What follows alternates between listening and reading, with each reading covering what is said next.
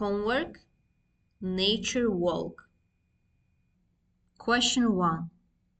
Practice new nature words from the lesson. Choose correct options. 1.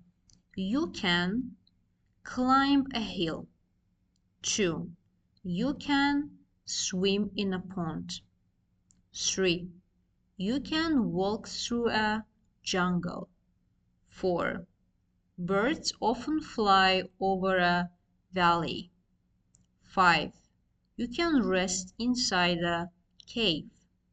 6. You can sit on the grass in the park. 7. Small plant with branches is a bush. 8. The coast is next to the sea. 9. The ocean is very deep and salty. Question 2. Match the green actions with their purposes. 1. Recycle. To reduce waste. 2. Clean parks. To make places tidy. 3. Plant trees. To help nature grow. 4. Save water. To keep rivers and lakes clean. 5. Use less plastic. To use fewer resources. 6. Protect animals. To keep animals safe. And the last one, pick up litter. To keep the environment clean.